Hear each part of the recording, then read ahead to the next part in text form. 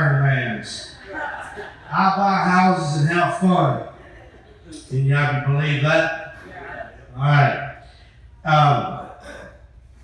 As I get into this, I want you to know a lot of this is going to start out extremely elementary and extremely, it's obvious. But I got to cover some of these things that you just must know as an investor to be successful, because if you're not successful at the one-man show or the one-lady show, it's going to be extremely hard for you to scale up. Would you agree with that? Yeah. Okay. So it's just I gotta give some foundation here in just a little bit. How many of you do not know me at all? Okay. How many of you wish they didn't know me at all? That'd be those people back there on that blue table. So I tell a little joke. It's kind of a joke, but it's really not. I spend the first half of the day, almost every day, in my office, working with Devlin, working with Summer, working with whoever. And somewhere around noon, 1 o'clock, I normally head out to the field and look at houses.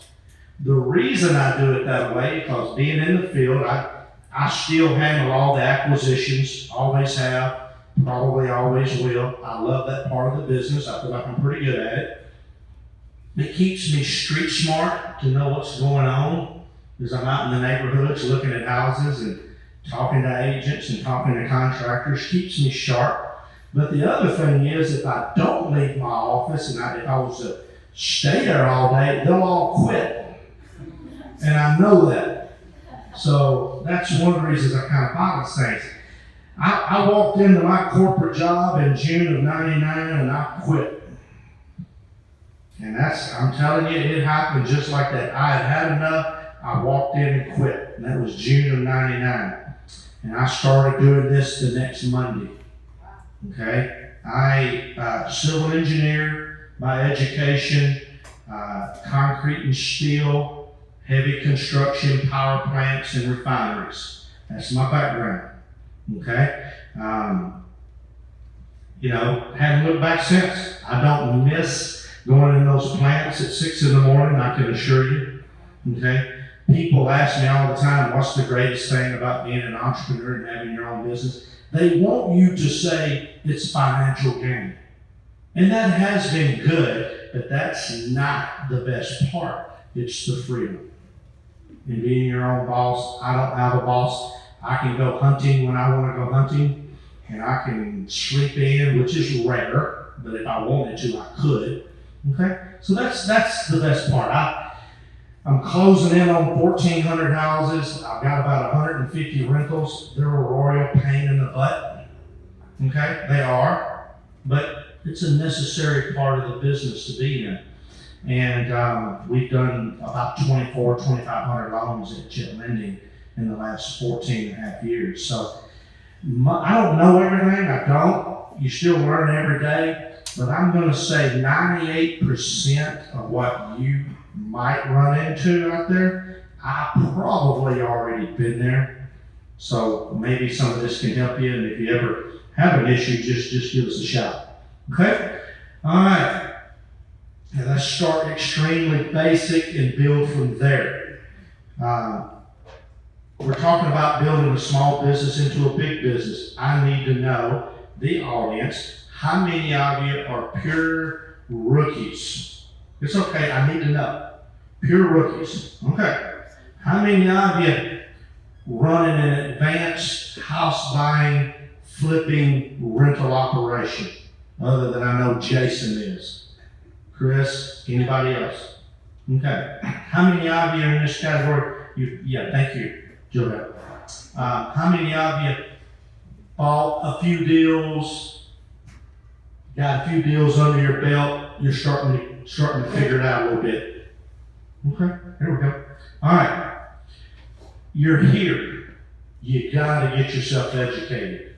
You gotta, these meetings, there's one every night, Monday through Thursday. You need, in this industry, you need free Monday through Thursday at night if you want to. You aware of that? You can. You can eat free, drink free, some of them. Okay? Redneck Country Club. But you know, you just got to get yourself involved. You know, we're going to talk about getting a real estate license, do it or not. Mentor. You know, you can do paid mentor or friendly mentor, you know. But you got to get yourself ready for this journey. Start looking at properties. You know, I say all the time, I'm skipping around on my bullet points. Small improvements pay big, and I'm big on that. At my level, small improvements pay big. Mistakes can be awfully costly. Surround yourself by people that know what they're doing. In this deadgum Facebook, be careful. A lot of people giving advice that ain't real. Let me give you an example. All right, I need a few hands for a few guinea pigs I can pick on. All right, Karina. All right, what's your name in the back, sir? Barry. Barry. Mitch. Karina. Barry. All right, here it is. This is a little Facebook action here. You post this, or you see this post. We'll start with you, Mitch. Somebody puts it out there. I looked at a house yesterday, and they don't owe anything. And I was talking to this lady, come to find out she don't own it. Still in her mom and daddy's name. They're deceased. She's got 2 sisters still alive. She got a brother that's passed away and got a stepbrother. And she also told me, you know, that I think there's a lien for the roof never got paid, but that company's out of business now. What should I do? And immediately, it starts a meeting. Within a day, she got 60 responses of what to do. What should she do? Talk to a lawyer. No.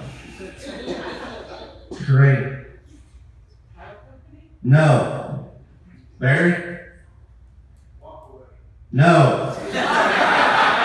But every one of y'all's responses is on the Facebook like 26 times. What do you do? Get the deadgum thing under contract. Then we worry about that. Don't be trying to clear title. So where I'm going, it's getting advice, getting educated, being careful who you listen to. That's the lesson here. Not the title company issues is not the lesson here. Get it under contract, then we worry about it. You're gonna be clearing title for someone else if you don't do that, or wasting a lot of time clearing title for a house that you never contract. The point being, be careful who you listen to out there. Surround yourself with people that know what they're talking about. So we're 0 for 3 so far. Thank you, Mitch. Thank you, Karina. Thank you, Barry. All right. You're here. You got to have a little action. You got to get this deal rolling. Okay. All right. You're a one-man shop, one-lady shop, maybe a husband and wife shop. That's the way we started. Okay? All right. Husband and wife, June of 99. I counted them back there and I counted a oh crap moment. I got 18 not counting Debbie and I got 18 full-time employees. So we scaled up, but we didn't do that for 6 months now. It was she and I for 3 years. 3 years, it was just us. And then, you know, we're doing so much, we had to go get some help. Okay? But I talk to new investors all the time. How long have you been in the business? Starting January. How many houses you done? I got my first one. That's good. You're doing great. You know what? I think I'm getting ready to buy some land and develop it. How many houses you done? Oh, one. But, you know, you can't be everything. You can't do everything. Focus to start this trip off, and don't try to do everything. Not for a while. Okay? When I talk to new young investors that have been in the business a year, maybe a year and a half, and they're starting to struggle, they have clouded their mind with what we're trying to do. This is really a simple business. Don't overly complicate it. It's just a few steps. You find the deal. You evaluate the deal. You make your offer. Have your money ready to go, which we're going to spend a lot of time on money. Contract and close it. Repair it, remodel, or maybe you just clean it. Mark it, sell it, rent it, close, evaluate. Did you count your money? Did you make any money? It's really that simple. And anytime you start to get, you're not seeing the trees for the forest, or not seeing the forest for the trees, whichever way you want to say it, step back and simplify your mind in this business. It really is a simple business. Okay, so now you're trucking along. You're part-time. How many of you got corporate jobs? Okay? Best rule I can give you is stay in that corporate job, keep that paycheck until that corporate job is costing you money. Okay? So you make $10,000 a month over there somewhere. When you start making close to that, and you're getting a little bit better in real estate, and maybe you're doing a couple deals a month, you got too much time tied up over there in the 5th floor of that corporate job, and it's costing you money, that's when you make your move. When it's starting to cost you money. Okay. Nothing wrong with being part-time. Okay? So then you go full-time. You're going to find that you can do it by yourself. Excuse me. Talking about this makes me thirsty. You will find that you can handle this business up to about 20, 25, 26, 27 deals a year. You're doing 2 a month by yourself. You're busy.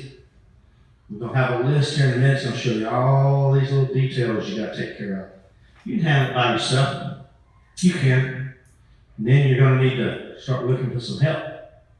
Okay? All right?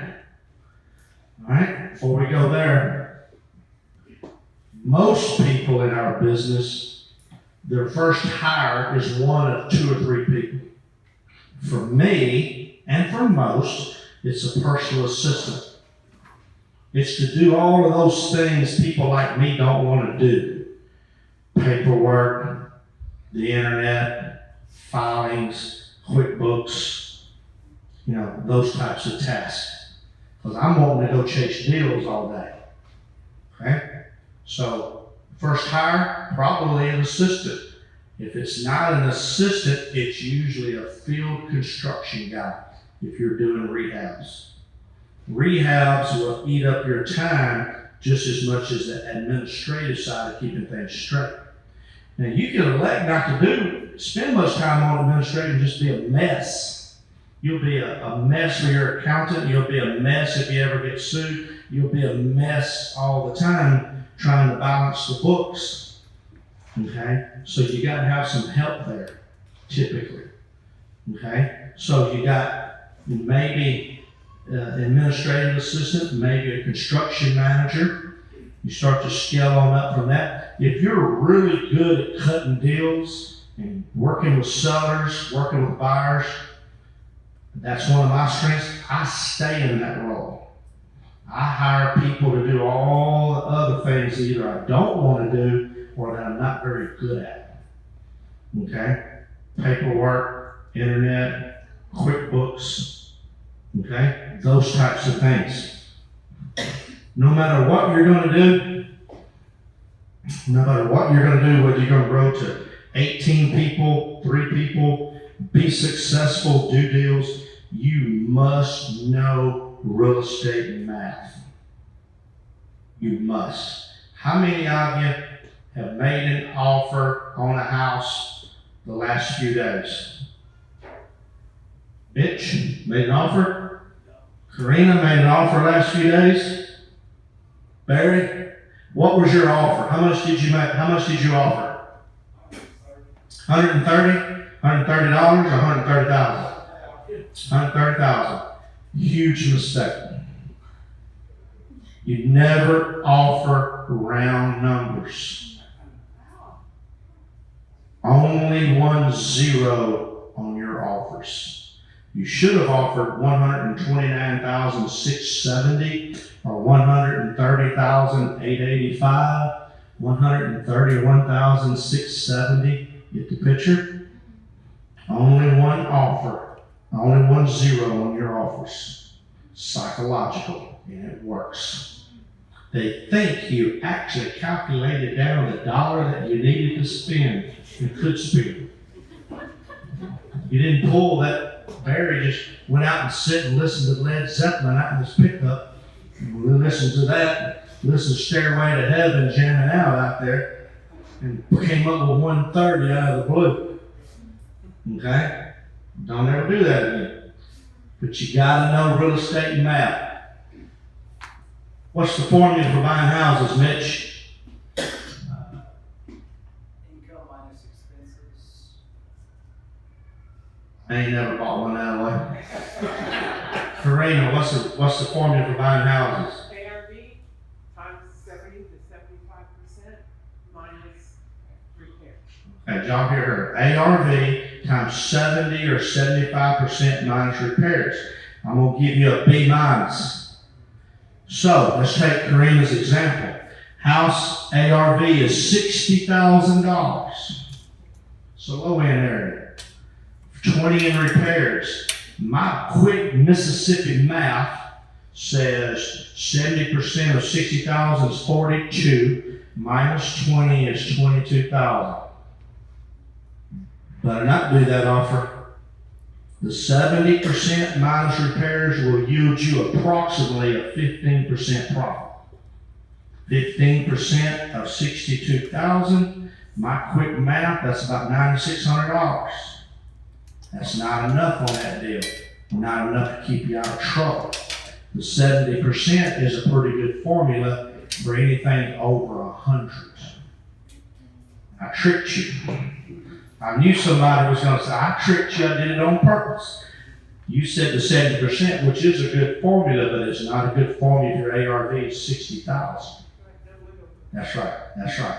You got no room for error. So, Karina says 70% times ARV minus repairs, or 65%. You said 75, I go the other direction, 65%. The top formula is 30% discount. Yields about a 15% profit, generally speaking. The bottom formula is a 35% discount, yields a 20% margin, generally speaking. It is I call these the quick check formulas. I know this doesn't have anything to do with building from small to big business, but you must know this stuff. And you gotta know it quick, if you're gonna run a business. You go to any of my files, you will not see this formula hardly ever written on the back of my paperwork, but you will see this one. This is how I do it every time. I determine my ARV, and then I subtract. Does this have a button? A little? Nope. I was looking for a pointer, but I don't have one. There should be one on there. Press the right one. It's okay. All right. Then I subtract. How much money does it cost me to buy this house? How much money does it cost me to carry this house or hold it? What's it going to cost me to fix it? How much do I want to make? How much is it going to cost me to sell it? And I have to pay one realtor because I'm a realtor. If you're not a realtor, you may have to pay two. Do that math for me, it equals my offer. You go to any house I've ever bought and pull out the file, you will find this written on the back of my comp sheet. Not the words, you'll find the numbers. And something that's kind of crazy about this, I swear, I have to do it in that order. I can't change up the order. It just screws my mind up. Okay? I have to. That is the formula. Hello, hope the batteries don't fall out. Okay? Batteries fall out, you're going to have to come rescue me here. This is the formula. I'm not talking about the offer at the bottom. The other things, the other variables, which one is the most important number? Your profit. That's not a bad guess. That's ARV. Karina's got it. ARV, you got it. You're 1 and 1. No, I didn't, you got a B minus on the other. I didn't flunk you on the other. I didn't flunk you. ARV. You missed that number the wrong direction and you're screwed. Okay, you gotta know this math. You gotta know how to do this. Alright, you gotta accept that you cannot do this by yourself. You can't do it. There are vendors to help you. There are vendors in this room. You go to the other networking, you're gonna find a lot of vendors. The critical ones: money, insurance, title, and a mentor. Okay? Those are the key ones. AC man, yeah, he's very important, but I wouldn't call the AC man a critical vendor. You screw up title and insurance, you're gonna be hurting. So you gotta go hang around, these vendors. You gotta know where that money's coming from. Okay? Here's a flow chart of what I think the normal, somewhat stages as you go from one man or one woman or husband-wife team and scale up. Obviously, you're starting out brand new, start getting some knowledge, some experience, looking at properties, making offers. A lot of you will start out wholesaling, and you have to define wholesaling. Okay? Everybody's got their own definition. What I mean by wholesaling is you're selling it unrepaired to another party for profit. Okay? You may have taken title, you may have assigned the contract, but either one, to me, is wholesaling. Some people say wholesaling is assigning contracts, and it is. It is. But if I elect to close, not fix, and then sell quickly to another investor, to me that's also wholesaling. So you got to clarify. We're going to go through something here in a minute on these sales. It's really going to open your eyes. Then you get in typically into rehabbing. Then you're going to start holding a few properties. My best advice to tell you on holding properties is don't start building a rental portfolio without cash reserves.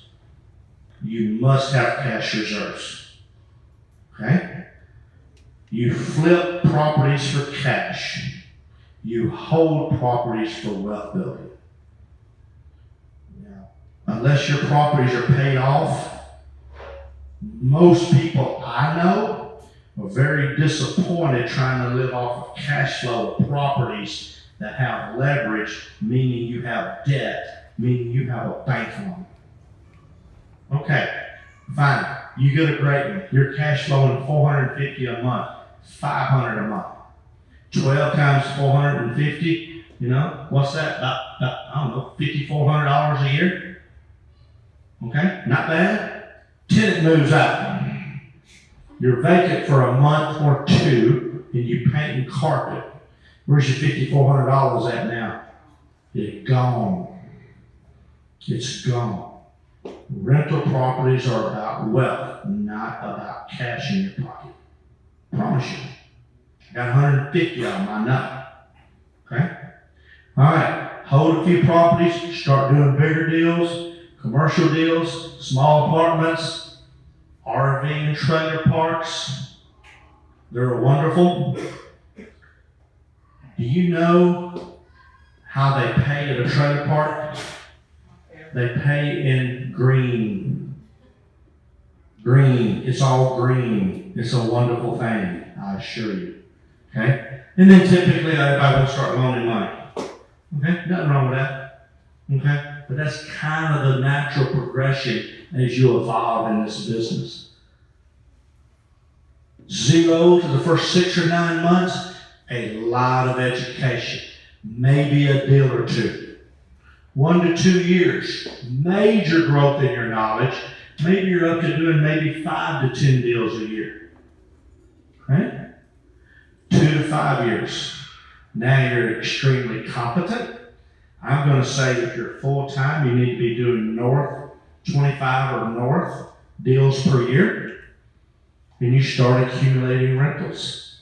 5 to 10, I call you a seasoned veteran. Still doing more than 25 deals a year. Maybe you got about 20 rentals in your portfolio. 10 years plus, except for me, sharp and seasoned, doing 25 deals a year, 30 to 40 rentals. Everybody's going to be different, and I know that. I'm just kind of establishing what I see kind of the industry norms are out there to progress yourself. Okay? Rentals, I touched on a bit, I'll talk about a little bit more. Every time we put a new rental in our portfolio, we put debt on that. It's typically leveraged at 70-75% of the value. We don't want a lot of money in it. Your return on your investment is way higher if you have very little of your money in it. You will cash flow very little on that property if you put them on 15 or 20-year notes. That's what we do. Put them on 15 and 20-year notes. Our cash flow is minimal. We don't care. I'm not trying to live off the cash flow. I'm trying to pay them off. We have a whole bunch of them on a 15-year note that I'm right at 10 years into them. I got 5 more years to go, and it's a bunch of them. Okay? You need to put yourself in that position or something similar to let what I call the renters pay them off. We don't try to live off the cash flow. Okay? All right. What I see typically in new investors, major growth in the second 6 months or the second 12 months in this business. Major growth, mentally and competence-wise. Okay, if you're going to build a business, you've got to know, and I promise y'all I think like this. It's one of the reasons we have stayed in business for 19 years. I think constantly, where does this train run off the track? And what I see, the reason they run off the track and investors fail, poor communication skills. You got to learn, if you're going to scale your business up, we're going to talk about banks, you got to have the ability, or someone on your team needs to have the ability to go talk to the bank and look or be competent. Okay? I'm not competent, I just look competent. That's a joke. You know, choo, choo, choo. All right. Okay? We talk too much about buying houses. You need to put just as much effort in selling houses as you do buying them. When do you make your money? When you buy? When do you collect your money? When you sell it. We have a saying in my office, nobody gets paid, we're not making any money unless somebody's butt is in a closing chair at the title company. That's the only way you make money. Okay? Somebody's butt has to be in a closing chair at the title company. If that's not happening, you're not making any money, I assure you. Okay? Poor marketing of the real estate inventory that you own is where I see investors fail. I see this all the time. I had one other day, a buddy of mine had a house in Texas City. He knew I was down there. He said, hey, go over and check on my house for me, would you? Make sure it's all right. I hadn't been down there in a while. I went over there. Yard sign laid over in the high grass, laid down. Grass was a foot high. Yard sign laid down. I took a picture, sent it to my buddy, and I called him and I said, man, I love your marketing. You make them get out of the car and walk around the house to get the number off the sign. I love this, genius. Stupid. Okay? Poor marketing. Okay? A lot of investors walk into this room and they want an extra $1 million at the end of next year. Y'all, it don't happen that way. Okay? This is not get rich quick. This is get wealthy long term. Undercapitalized. I'll get in. We're going to talk more about assignments here in a minute. You probably need to be wholesaling and assigning if you got thin pockets. Nothing wrong with having thin pockets. Not making fun of anybody. But if you don't have cash reserves, you probably don't want to be a accumulating rental properties or doing a lot of rehabs. You want to move them quick. Okay? Mismanagement of contractors, hardest part of the business. Remember I talked earlier about who's your first staff or your builder staff? Our second hire, remember our first was an assistant for me. The second hire in my organization was a construction manager. Okay? And we have 2 construction managers today.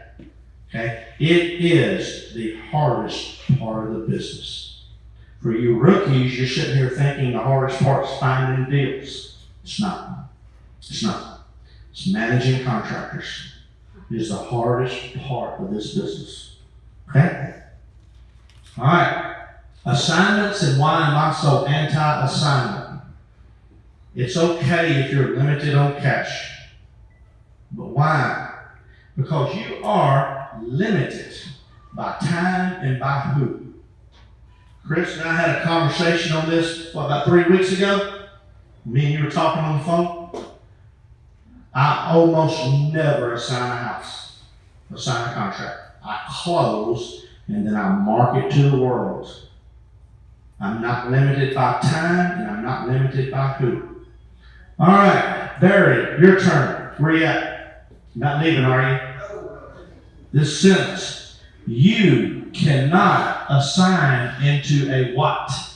What do I mean by here when I say what? You cannot assign. In other words, you're under contract to buy a house. You want to assign it to me. You can't assign it to me because I'm doing what? So in other words, I want to buy it from you. You're under contract right over here in Sugar Land, pretty little house, 123 Live Oak Street. You got it under contract for 40. I'm telling you today, I'll pay you 55. You got a chance to make 15,000. Why would you not assign it to me if I'm doing what? That's a good answer, and I expected that. But that's not really it. We could still do that deal, and it closed. You can't assign it to me because I'm going to do something that's going to prevent it from closing. What is that what? No? You know? I'm getting my money. I'm going to buy it and live in it. And I'm getting my money from FHA or Fannie Mae. You cannot assign into a long-term mortgage. It won't happen. 19 years, I've never seen it happen. I've been in these audiences before, and there's some guy, some whatever, and yeah, you can. Bull. You can't do it, and it won't happen. Okay? So when you're assigning, you can't assign to an owner-occupant unless they're paying cash. If they're getting a new loan, deal never works. When you close on it and you own it, then you got that buyer. Now you can do it. These are base knowledge things you got to know before you scale it. There's only 3 buyers, y'all. You only got 3 buyers out there. Owner-occupant, landlord, flipper. Anybody know a 4th? I was talking to this in Austin last month in a presentation. Young guy, not a smart aleck, really nice guy. I know a 4th. I said, hey, you got a 4th? He goes, oh yeah, I got a 4th. I kind of walked over to him. You're talking about a hedge fund, aren't you? He goes, smiling. I said, that's a landlord. That's just a big landlord. It's a landlord. Okay? I knew exactly where he's going. Okay. It's the only ones you can sell to. All right. I said it earlier. Flip for cash, hold for wealth. Bring it on that first assistant or employee. Assistant or employee. I'm not a big partner guy. I think I can hire an assistant or employee less than I can pay a partner 50% or some other large percent. I'm not telling you not to do it. I'm just telling you employees cost you less money than a partner. And about the only thing an employee can sue you for is wrongful termination or sexual harassment, you don't do those two, you're probably not going to get sued. Partner, you kick his or her butt out the door, what's happening tomorrow? Most likely. Okay? So I only got one partner professionally, and I own multiple companies. I got 18 employees, and that's Johnny, my partner in Jet Lending.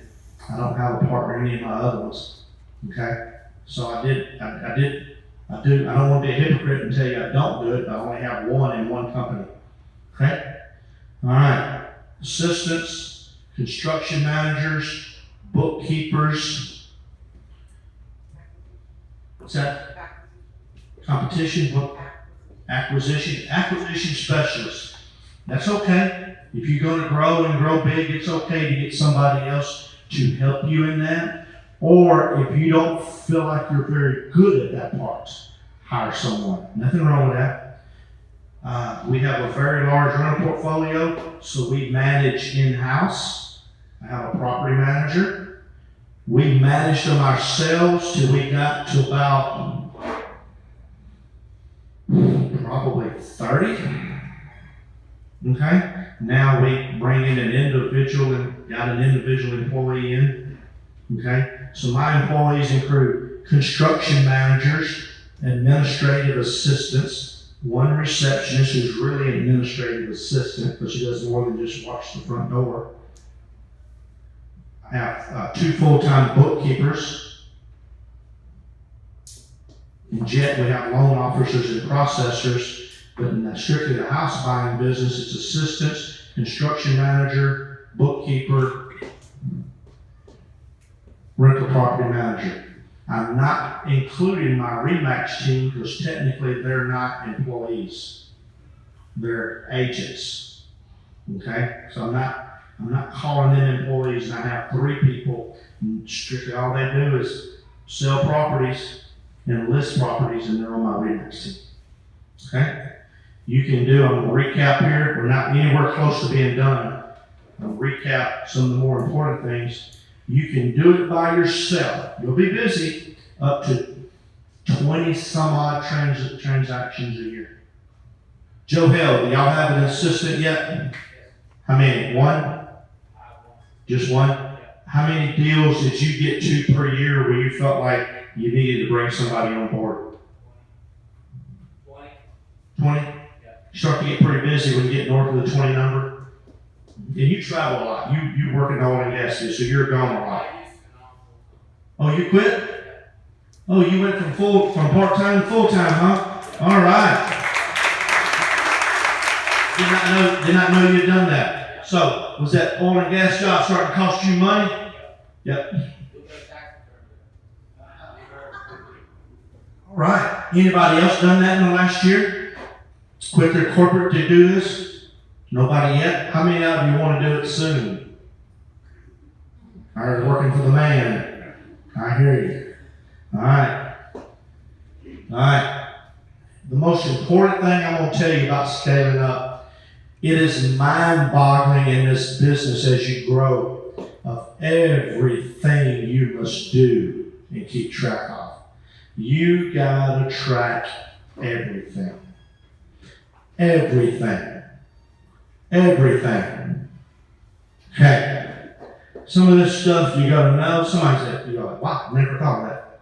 Turning utilities on, turning utilities off. You'll need an assistant almost for that.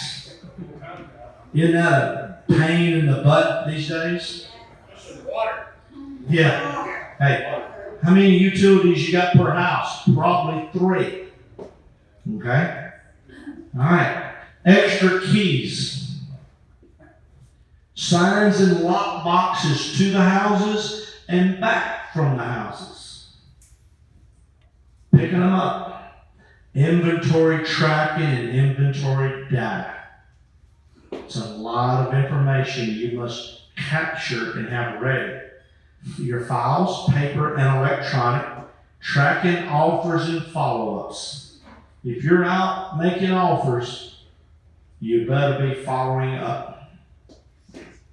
Right? How many of you, to be honest with you, making offers and not following up? You're leaving a lot of money on the table. I will buy somewhere in the neighborhood 70, 80 houses this year, I think. Okay?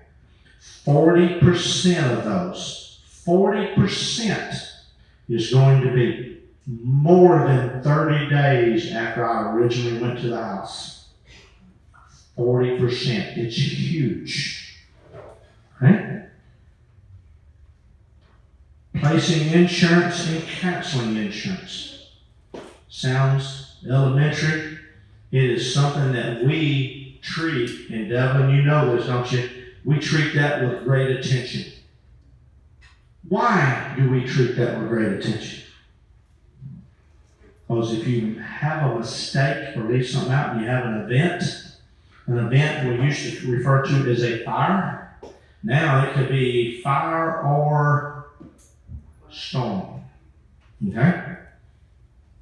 Canceling that insurance. Tracking the insurance refund check to make sure you got it. Paying the normal bills. Tracking title company payments and deposits. We have a system for all of this. Here's another one. Contract close dates. Amendments and extensions to contracts. Tracking option periods. And what you could be buying with an option, and you got to know that and track that, but this is extremely important when you're selling and dealing with a real estate agent, because you most likely have an option period where that buyer of your property has the right to terminate for any reason within a certain period. You got to track that. The most powerful section of the contract is section 23 on page 8. That is the option period. Word of advice to you, get it in the next few days, and read it about 162 times till you know every word. The most powerful paragraph in the real estate contract, section 23, the option period. Trust me on that. Okay? Title company commitments in the docs. Do y'all realize that if you're selling a house and you use the standard Texas contract, you have X number of days to get the title commitment to them? Did y'all know that? Whose responsibility? Mitch. Whose responsibility is it to a buyer and seller's under contract? You use the standard Texas real estate contract. Whose responsibility is it to make sure that the buyer gets the title commitment on time? Buyer. That would be incorrect. It would be who? The responsibility to make sure the buyer gets their title commitment on time. That is incorrect. Barry, only one more answer. She said title company. That is incorrect. It is the seller's responsibility. You do utilize the services of a title company to do it for you, but it is the seller's responsibility. Okay? All right? So you got to watch that stuff. You got to make sure it happens. Okay? Ordering money for closings, jet lending, your private, whatever. You got to have a weekly schedule, weekly priorities. My priorities are pretty much established on Sunday night or Monday morning for my week. And the priorities go something like this, or go like this. What makes me money is always my number one priority. What keeps me out of trouble is my number 2 priority. What keeps me healthy is my number 3 priority. And number 4 is what entertains me. Really, it's about number 1 and number 2. Okay? What makes me money? How do you make money? Somebody's butts in a closing chair, right? So we're pushing closings. What keeps me out of trouble is the documentation around those closings and contracts. Okay? Rental property payments, rental property deposits, rental property leases, rental property make ready, contractor progress and payments. A lot of stuff to track, isn't it? You gotta have a system if you're gonna scale up for every one of these. And I'm sure I left some out. How am I doing on time? Good? Okay. All right. So you want to scale your business. Most entrepreneurs in our industry, and probably most entrepreneurs in general, want to hide their income. They want to write it all off, so they're paying minimum taxes. I understand that. And I'm not telling you not to do that or work it the way you want to work it. But what I will tell you is this. If you want to get big in this business, in my opinion, for whatever it's worth, you must develop solid relationships with community banks. And the only way you're going to get that is showing profitability and having your financials in order. It is the number one tip I can give you is the key to long-term success and wealth from a money standpoint is small community banks.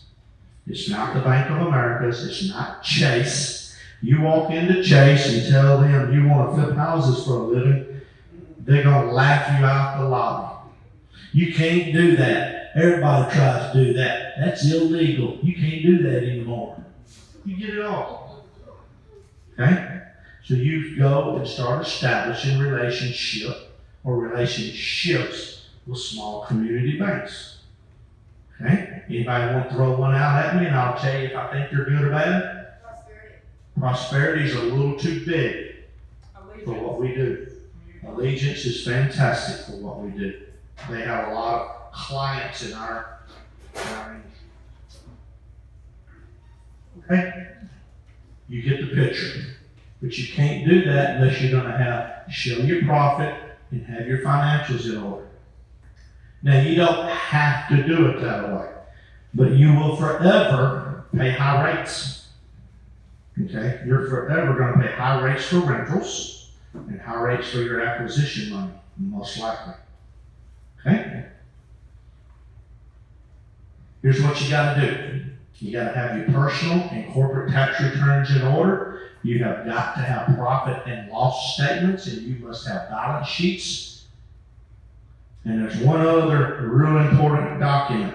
Barry, what is PFS in the financial world that you got to have? And you need to do it twice a year. It's not a profit and loss. That's your P&L statement. PFS. Personal financial statement. Gotta have it. Okay? Gotta have it. And we typically revise it on December 31 and June 30th. If you're gonna scale up and talk to banks, you gotta learn their lingo. You can't walk into you can, I don't advise it, you can't walk into a bank office, Karina, and say, hey Joe, buddy, I got a bunch of damn money. What do you say? I am liquid. I'm liquid. You gotta learn to talk their lingo. Okay? Back to the small community bank, I love to ask the audience this.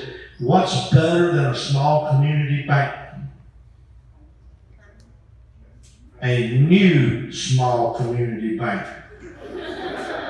Well, the only way they make money and pay the overhead of that new building is doing loans, and mostly real estate loans. It's the only way. Okay, good tip for you. Okay? All right, here's another trivia question for you. Picking on you too much, aren't I? Mitch, you enjoying it? More than this slapping around up here? Sorry about that. Go outside and get me over here with this beer bottle or something. All right, here's your question. You go meet Mr. Banker, and you hand him your tax returns, your profit and loss statement, your balance sheet, your personal financial statement. Which one will he look at first? Not 99% of the time, 100% of the time. Which document will the banker look at first? Huh? You got it. They give up a minute. You got it. The personal financial statement. That's what they look at every time. I have never visited a banker and handed him my financial slide note and him look anywhere else other than the look, personal financial statement to the bottom. Every time. They can't help themselves. Okay? Can't help themselves. Alright? Okay. Alright. This is so important. This is in your QuickBooks, who's doing it, bookkeeper, outside, inside. If you're growing and scaling, you eventually got to have it in-house. Starting out, maybe you have it farmed out, but it's just critical to what if you're going to build your business. I'm going to pause right here. This is so important. Anybody got any questions on these financials? Somebody got to have some. Yeah, who's responsible for doing the PFS? Personal financial statement, it would either be your accountant, okay, if you have a really sharp bookkeeper, put the number, but ultimately it's you. Debbie does it for us, my wife. Okay? She does it.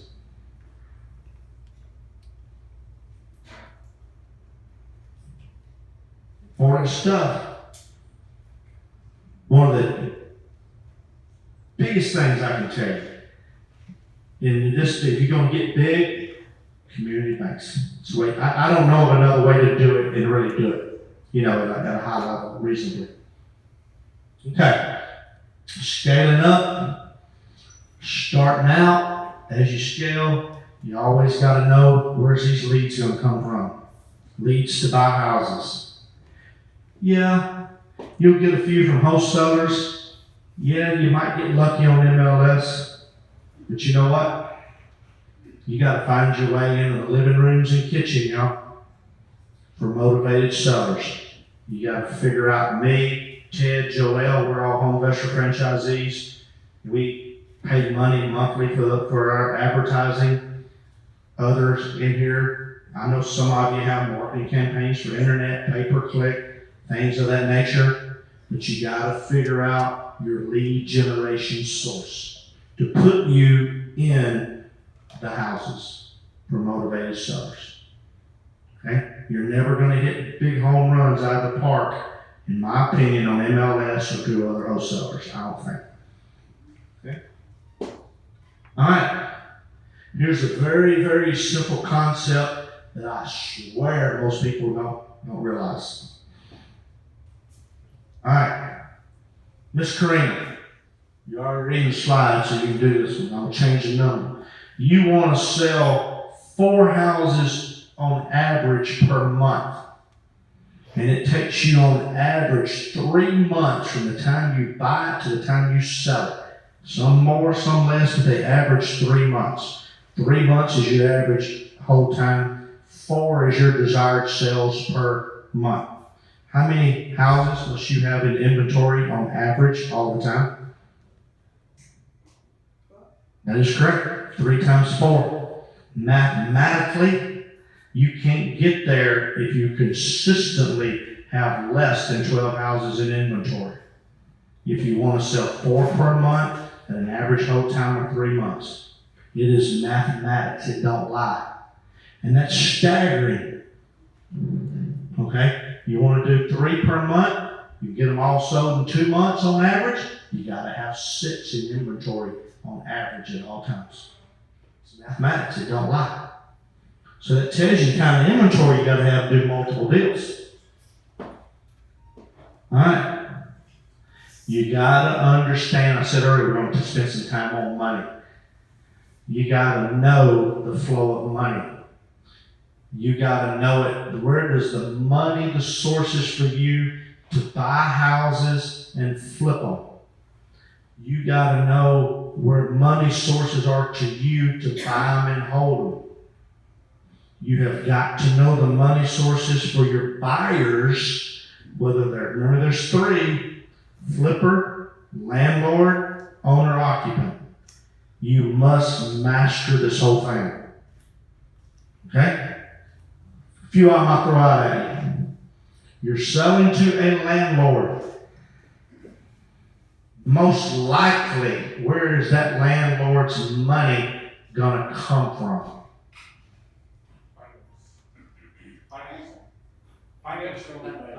Financial what? They're all financial. Well, yeah, he's gonna finance, but from who? From who? Gonna finance from who? Who? Byron, who you think? Only private lenders, for start, or maybe like a community bank or a small bank. Yeah. The landlord's money is usually gonna come from the following. A long-term lender like Fannie Mae going through a mortgage banker. That's one. It's a good source, and very often you see that. A specialty long-term lender like a Visio Financial that y'all see in our meeting. Okay? Small community bank is number 3. Hard money is very often, and then they fix it and refinance out into the small bank loan or Fannie Mae. Okay? You'll see a little bit of credit union, but not much. Do you see much private on a long-term landlord? You don't see much of that. One in a blue moon where you see that. But you got to understand that cycle. All right? Owner-occupants coming to you, and they're not cash. Where's their money coming from? Define the bank. Conventional financing, Fannie Mae, or VA. That's a big one. Or FHA.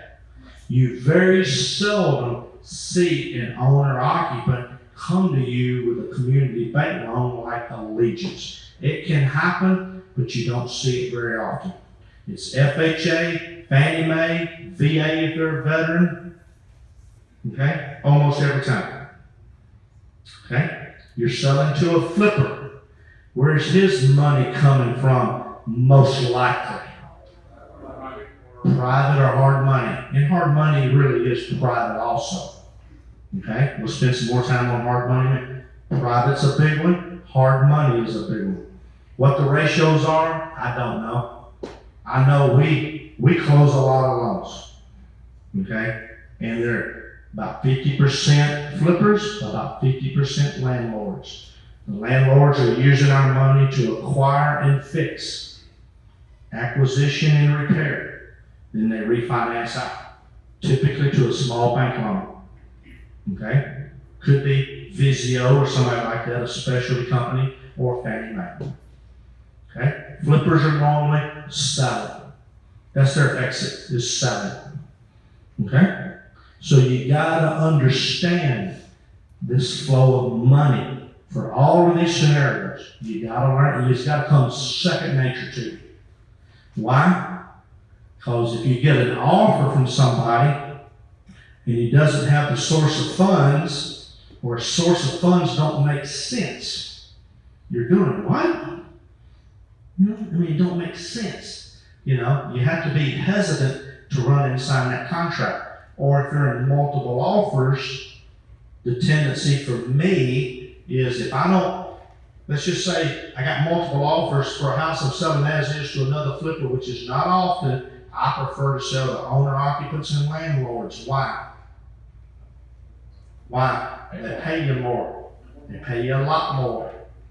But let's say I decide to sell it to a flipper and I got an offer 70 and 72. The 70 is getting his money from a hard money guy that I know and I trust. I like him. I know he does deals. And the 72 is from this internet, funding cloud thing off the West Coast. I'm gonna scratch my head with this, man. I don't know about this. And you try to call the number and nobody ever answers or calls you back, and you never hear. You ask the buyer, well, I found them online. I'm starting that 70 instead of 72 is starting to look pretty good to me. So you got to understand the source of the money. And I know I'm being redundant, but it's got to become second nature to you. The community bank thing was important. The bank financial for setting yourself up is important. This is very important. Okay, talk about hard money lender. Obviously, I own a hard money company. I don't want to oversell it. But I'll tell you this. We're 5 minutes. We're close to about 30 loans a month, Devin. Close right at it, sometimes more than 30. Call it 30. I'll bet you a third of our closings every month, 10 or more, is somebody running to us late in the game because their private guy or their institutional lender did not like the property. And they're in a panic. So, hard money, we're never going to be the cheapest in town. But I'll tell you, we'll be the most reliable for you. And you don't have to go worry about whether we're going to close and worry about chasing other monies. You can spend that time looking for other deals. I can also tell you this. You see the hands again, the rookies. The rookies. You think you may have a deal you don't know if you should be in or not? You think that may happen to you? It's Travis, right? Yes. You think you may get a deal and you go, ooh, I don't know if I should do it or not? Take it to a hard money lender, whether it be Jet Lending or some of my other buddies, your question is answered really quickly.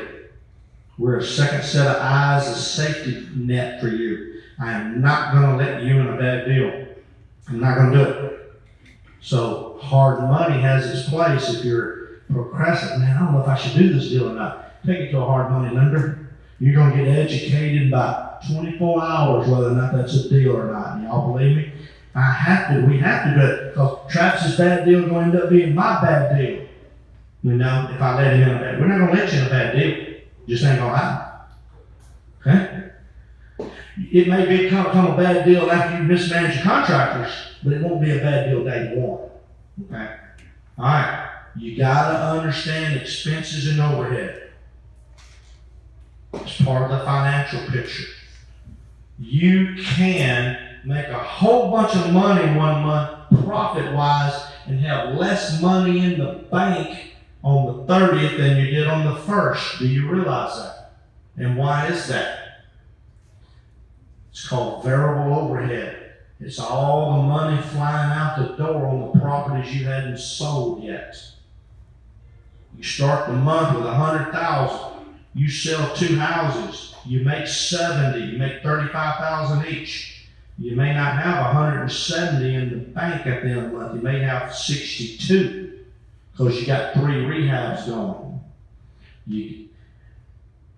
Not as much now, thank goodness. But for the first 7 or 8 years in this business, I spent more time on cash flow than any other part of the business. Projecting out.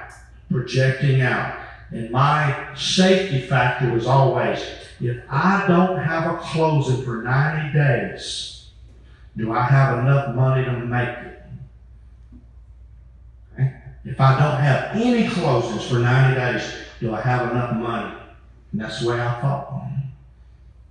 I wasn't going to put the company in a position to go out of business. You can be equity rich and cash poor by not managing your cash flow. Cash flow is king in this business. Charles, you're pretty experienced. You know what I'm talking about, don't you? Cash. That's the reason don't use your cash to buy houses. Use other people's money to buy houses. Because I say this, you can never get in trouble if you got money in the bank. Can't put yourself in harm's way if you got money in the bank. You run out of money, you can't operate. Can't pay your bank rate, can't pay your light bill. I'm moving, Chris. Realtor or not, years ago, the industry norm was not to be licensed. Today, the norm is we all get licensed. I'm a RE/MAX agent. Set up your business entity. This is not a legal class. Set them up. Until they change the tax laws, I used to say it really don't matter. Now you need to consult with an accountant. All these new tax laws, I'm certainly not an expert at it. We all set them up to protect ourselves professionally.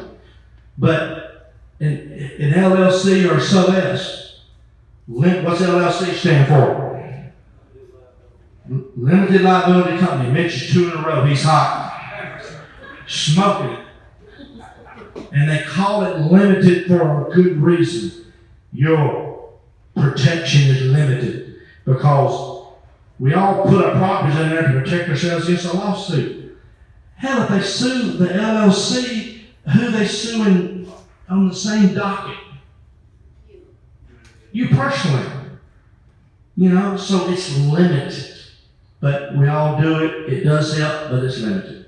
Okay? But there are some real rules that we've got to adjust our own operation. We're a sub-S court. We're probably going to have to go to C court with all the new tax laws because it's pretty big.